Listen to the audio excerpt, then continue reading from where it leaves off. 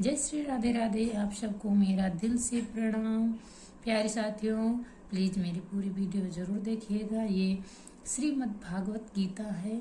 ये हम लोगों को इसका ज्ञान अर्जन करने से हम अपने सारे पापों को, हमारे सारे पाप नष्ट हो जाएंगे और हमें सही रास्ते पे चलने का ज्ञान प्राप्त होगा। प्लीज मेरी पूरी वीडियो देखिएगा और आप लोग भी इस ज्ञान का लाभ उठाइए और अपने जीवन में उसको उतारिए। तो जय श्री राधे राधे। श्री भागवत भगवान आपको, आपके चरणों में कोटि कोटि प्रणाम। हे भगवान, हमसे जो भी गलती होगी, कोई भी त्रुटि होगी वाक्य में, तो उसके लिए हमें माफ करना। जय श्री राधे राधे। जय श्री कृष्ण। जय श्री भागवत भगवान।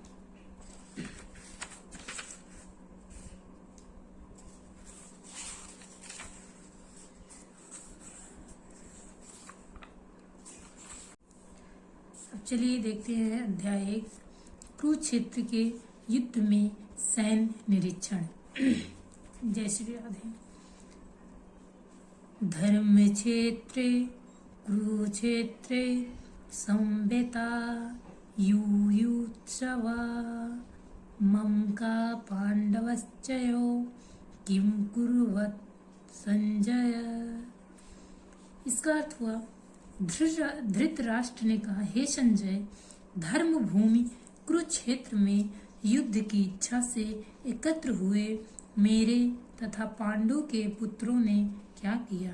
इसका तात्पर्य है, भगवत गीता एक बहुपठित आस्तिक विज्ञान है जो गीता महात्म्य में सार रूप में दिया हुआ है। इसमें यह उल्लेख है कि मनुष्य को चाहिए कि वह श्री कृष्ण के भक्त की सहायता से संवीक्षण करते हुए भगवत गीता का अध्ययन करे और स्वार्थ प्रेरित व्याख्याओं के बिना उसे समझने का प्रयास करे। अर्जुन ने जिस प्रकार से साक्षात भगवान कृष्ण से गीता सुनी और उसका उपदेश ग्रहण किया, इस प्रकार की स्पष्ट अनुभूति का उदाहरण भगवत गीता में ही है। यदि उसी गुरु परंपरा से निजी स्वार्थ से प्रेरित हुए बिना किसी को भगवत गीता समझने का सौभाग्य प्राप्त हो तो वह समस्त वैदिक ज्ञान तथा विश्व के समस्त शास्त्रों के अध्ययन को पीछे छोड़ देता है। पाठक को भगवत गीता तथा विश्व के समस्त शास्त्रों के अध्ययन को पीछे छोड़ देता है। पाठक को भगवत गीता में न केवल अन्य शास्त्रों की सारी बातें मिलेगी, अपितु ऐसी बातें भी मिलेगी जो अन्यत्र कहीं उपलब्ध नहीं है। यही गीता का विशिष्ट मानदंड है। स्वयं भगवान श्री कृष्ण द्वारा साक्षात उच्चरित होने के कारण यह पूर्ण आस्तिक विज्ञान है। महाभारत में वर्णित धृतराष्ट्र तथा संजय की वार्ताएं इस महान दर्शन के मूल सिद्धांत का कार्य करती हैं। माना जाता है कि इस दर्शन की प्रस्तुति कुरुक्षेत्र के युद्ध स्थल में, जो वैदिक युग से पवित्र तीर्थ स्थल रहा, उसका प्रवचन भगवान द्वारा मानव जाति के पथ प्रदर्शन हेतु तब किया गया जब वे इस लोक में स्वयं उपस्थित थे। धर्म क्षेत्र शब्द सार्थक है क्योंकि कुरुक्षेत्र के युद्ध स्थल में अर्जुन के पक्ष में श्री भगवान स्वयं उपस्थित थे। कौरवों का पिता धृतराष्ट्र अपने पुत्रों की विजय की संभावना के विषय में अत्यधिक संदिग्ध था अतः इसी संदेह के कारण उसने अपने सचिव से पूछा। उन्होंने क्या किया। वह आश्वस्त था कि उसके पुत्र तथा उसके छोटे भाई पांडु के पुत्र कुरुक्षेत्र की युद्ध में निर्णायकात्मक संग्राम के लिए एकत्र हुए हैं। फिर भी उसकी जिज्ञासा सार्थक है। वह नहीं चाहता था कि भाइयों में कोई समझौता हो, अतः वह युद्ध भूमि में अपने पुत्रों की नीति भाग्य भावी के विषय में आश्वस्त होना चाह रहा था, क्योंकि इस युद्ध को कुरुक्षेत्र में लड़ा जाना था, जिसका उल्लेख वेदों में स्वर्ग के निवासियों के लिए भी तीर्थ स्थल के रूप में हुआ। अतः धृतराष्ट्र अत्यंत भयभीत था कि इस पवित्र स्थल का युद्ध के परिणाम पर न जाने कैसा प्रभाव पड़े। उसे भली भांति ज्ञात था कि इसका प्रभाव अर्जुन तथा पांडु के अन्य पुत्रों पर अत्यंत अनुकूल पड़ेगा, क्योंकि स्वभाव से वे सभी पूर्ण आत्मा थे। संजय श्री व्यास का शिष्य था, अतः उनकी कृपा से संजय धृतराष्ट्र के कक्ष में बैठे बैठे कुरुक्षेत्र के युद्ध स्थल का दर्शन कर सकता था। इसलिए धृतराष्ट्र ने उसे युद्ध स्थल की स्थिति के विषय में पूछा। पांडव तथा धृतराष्ट्र के पुत्र दोनों ही एक वंश से संबंधित हैं, किंतु यहाँ पर धृतराष्ट्र के वाक्य से उसके मनोभाव प्रकट होते हैं। उसने जानबूझकर अपने पुत्रों को कुरु कहा और पांडु के पुत्रों को वंश के उत्तराधिकारी से विलग कर दिया। इस तरह पांडु के पुत्रों अर्थात अपने भतीजों के साथ धृतराष्ट्र की विशिष्ट मना स्थिति समझी जा सकती है। जिस प्रकार धान के खेत में अवांछित पौधों को उखाड़ दिया जाता है, उसी प्रकार इस कथा के आरंभ से ही ऐसी आशा की जाती है कि जहाँ धर्म के पिता श्री कृष्ण उपस्थित हो, वहाँ कुरुक्षेत्र रूपी खेत में दुर्योधन आदि धृतराष्ट्र के पुत्र रूपी अवांछित पौधों को समूल नष्ट करके युधिष्ठिर आदि नितांत धार्मिक पुरुषों की स्थापना की जाएगी। यहाँ धर्म क्षेत्र तथा कुरुक्षेत्र शब्दों की उनकी ऐतिहासिक तथा वैदिक महत्ता के अतिरिक्त यही सार्थकता है।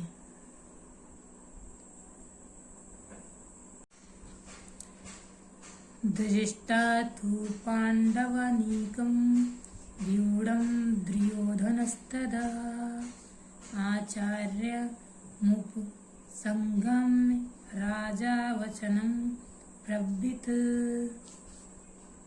इसका अर्थ है, संजय ने कहा, हे राजन, पांडु पुत्रों द्वारा सेना की व्यूह रचना देखकर राजा दुर्योधन अपने गुरु के पास गया और उसने ये शब्द कहे।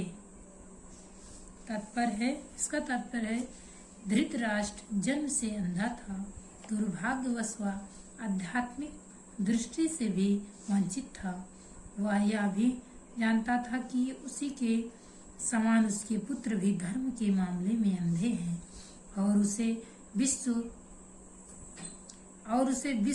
विश्वास था कि वे पांडवों के साथ कभी भी समझौता नहीं कर पाएंगे, क्योंकि पांचों पांडव जन्म से ही पवित्र थे। फिर भी उसे तीर्थस्थान के प्रभाव के विषय में संदेह था। इसलिए संजय युद्ध भूमि की स्थिति के विषय में उसके प्रश्न के मंतव्य को समझ गया, अतः वह निराश राजा को प्रोत्साहित करना चाह रहा था। उसने उसे विश्वास दिलाया कि उसके पुत्र पवित्र स्थान के प्रभाव में आकर किसी प्रकार का समझौता करने नहीं जा रहे हैं। उसने राजा को बताया कि उसका पुत्र दुर्योधन पांडवों की सेना को देखकर तुरंत अपने सेनापति द्रोणाचार्य को वास्तविक स्थिति में अवगत कराने गया। यद्यपि दुर्योधन को राजा कहकर संबोधित किया गया, तो भी स्थिति की गंभीरता के कारण उसे सेनापति के पास जाना पड़ा। अतएव दुर्योधन राजनीतिज्ञ बनने के लिए सर्वथा उपयुक्त था, किंतु जब उसने पांडवों की व्यूह रचना देखी तो उसका यह कूटनीति की व्यवहार उसके भय को छिपा न पाया। पश्यन्तं पांडुपुत्राणां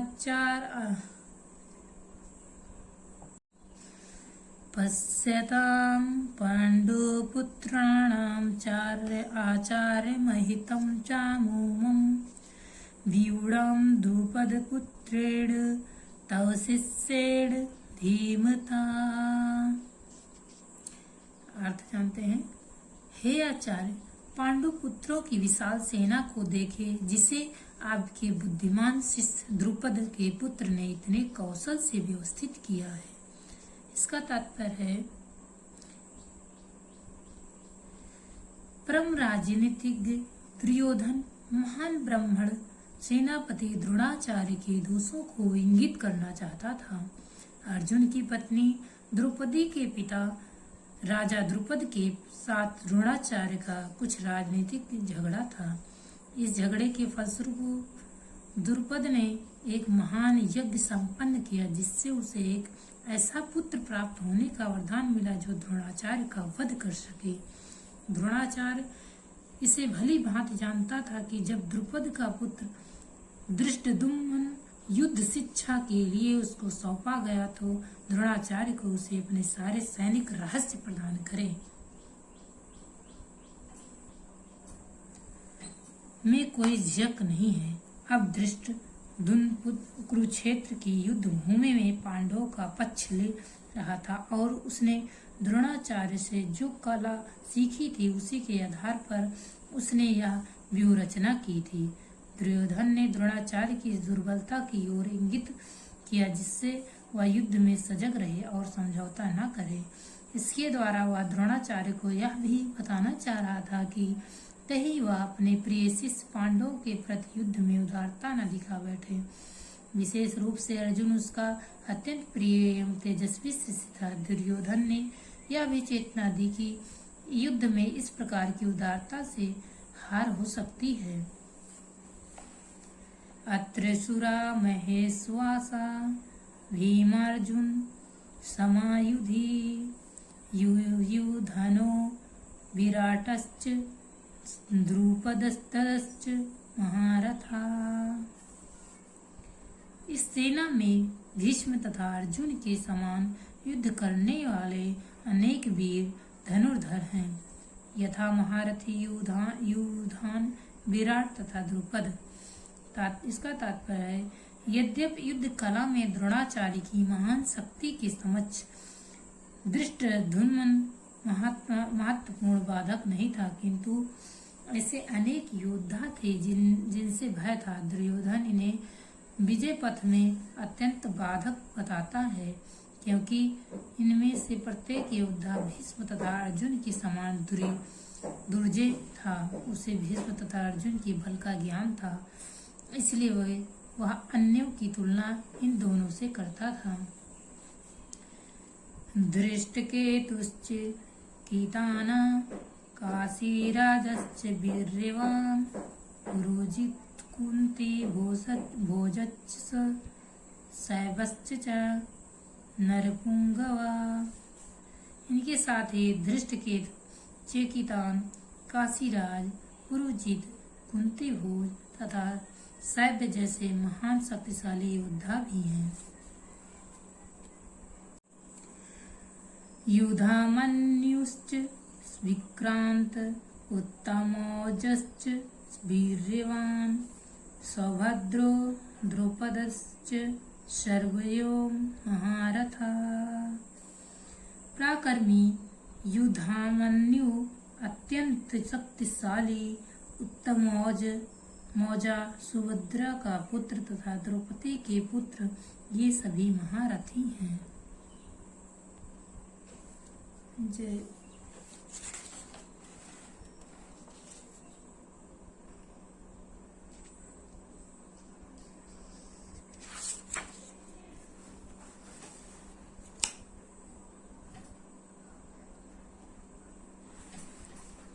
ये देखते हैं, इस कलयुग में जो लोग पर्याप्त बुद्धिमान हैं, वे भगवान की उनके पार्षदों सहित संकीर्तन यज्ञ द्वारा पूजा करेंगे। ये देखिए, जय राधे कृष्ण राधे कृष्ण राधे कृष्ण। धृतराष्ट्र ने कहा, हे संजय, धर्म भूमि कुरुक्षेत्र में युद्ध की इच्छा से एकत्र हुए मेरे तथा पांडु के पुत्रों ने क्या किया? ये धृतराष्ट्र संजय से पूछ रहे हैं। आगे आइए देखते हैं। जिस प्रकार मनुष्य अपने वस्त्रों को त्याग कर नए वस्त्र धारण करता है, उसी प्रकार आत्मा पुराने तथा व्यर्थ के शरीर को त्याग कर नवीन भौतिक शरीर धारण करता है। ये देखिए, आप जो है चित्र में देख सकते हैं कि यहाँ पे मृत्यु है, फिर बच्चा पैदा हुआ, भी इतना बड़ा हुआ, इतना बड़ा हुआ, इतना बड़ा हुआ, इतना, फिर उसके बाद बूढ़ा हो गया, मर गया, फिर से जन्म हुआ। ये कालचक्र चलता रहता है। ये आत्मा कभी नष्ट नहीं होती है, आत्मा कभी मरती नहीं है, शरीर मरता है। प्रत्येक व्यक्ति इस भौतिक शरीर रूपी रथ पर आरूढ़ है और बुद्धि इसका सारथी है। मन लगाम है तथा इंद्रियां घोड़े हैं। इस प्रकार मन तथा इंद्रियों की संगति से यह आत्मा सुख या दुख का भोगता है। ये देखिए, इसमें दिया गया है। इस घोड़े को आँख, नाक, कान, मुंह ये सब दिखाया गया है इसमें हमारे ज्ञान के लिए कि हम लोगों को इससे भी ज्ञान प्राप्त हो। संसार के सारे भौतिक कार्यकलाप प्रकृति के 3 गुणों के अधीन संपन्न होते हैं। यद्यपि प्रकृति के 3 गुण परमेश्वर कृष्ण से उद्धृत हैं, फिर भी भगवान कृष्ण उनके अधीन नहीं होते हैं। ये देखिए,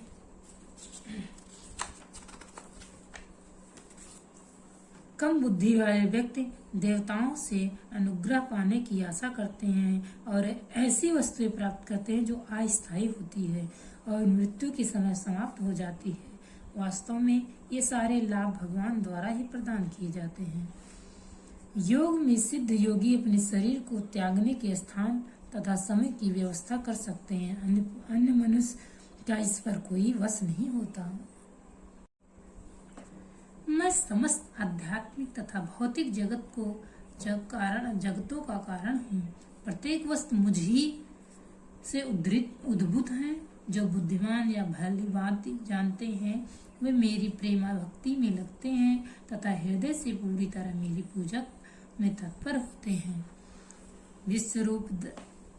विश्व रूप दर्शन कर मोहग्रस्त एवं आश्चर्यचकित रोमांचित एवं अर्जुन ने कहा, हे विश्वेश्वर, हे विश्वरूप, मैं आपके शरीर में अनेकानेक हाथ, पेट, मुख तथा आंखें देख रहा हूँ जो सर्वत्र फैले हुए हैं और जिनका अंत नहीं है। आप में न अंत दिखता है, न मध्य और न आदि।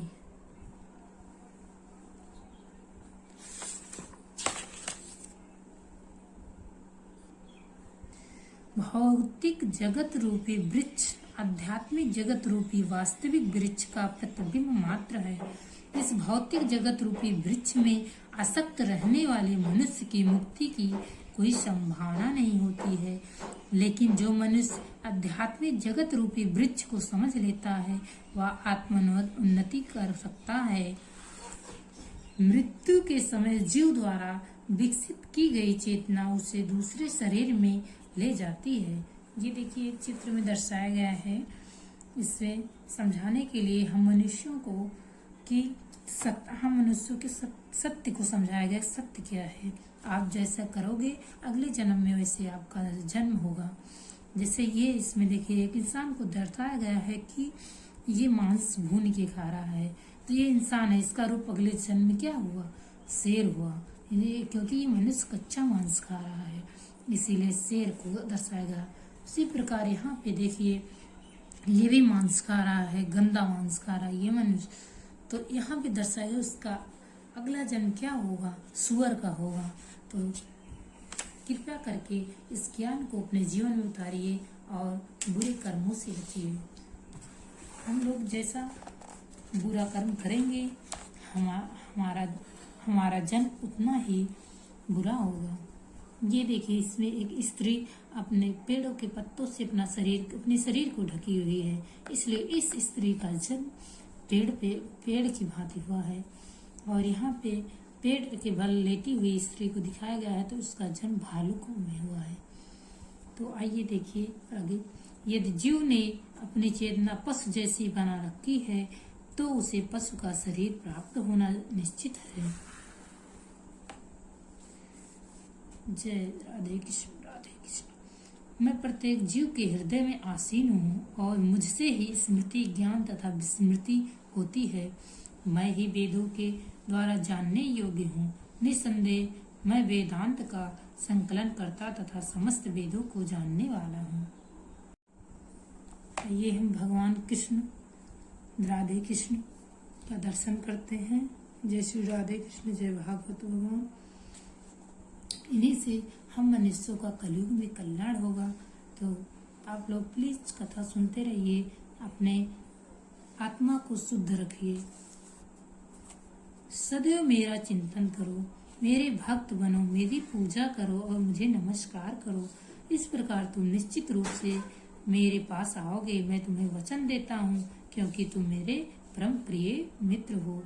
इसमें भगवान कृष्ण ने कहा, जैसे कि हमने पहले बताया है कि बताया आप लोगों को, उसी प्रकार से जो हमने ये पढ़ा उसी प्रकार से भगवान कृष्ण कहते हैं मेरी पूजा करो, मेरा चिंतन करो, मेरे भक्त बनो। तब क्या करो, तब क्या होगा जानते हो? हम प्राणी जो है भगवान की शरण में जाएंगे और मेरे सारे पाप जो हमने बुरे कर्म किए हैं पिछले, वो सारे पाप से मुक्त हो जाएंगे। तो मेरी पूरी वीडियो जरूर देखने के लिए आप लोगों को थैंक यू, धन्यवाद। जय श्री राधे, राधे कृष्णा। अब जो है अगली वीडियो हम दूसरे भाग में डालेंगे। धन्यवाद। अपनी आत्मा शुद्ध रखें और गरीबों को भोजन कराएं, पंछियों को इस गर्मी में पानी दें। थैंक यू, धन्यवाद। राधे राधे।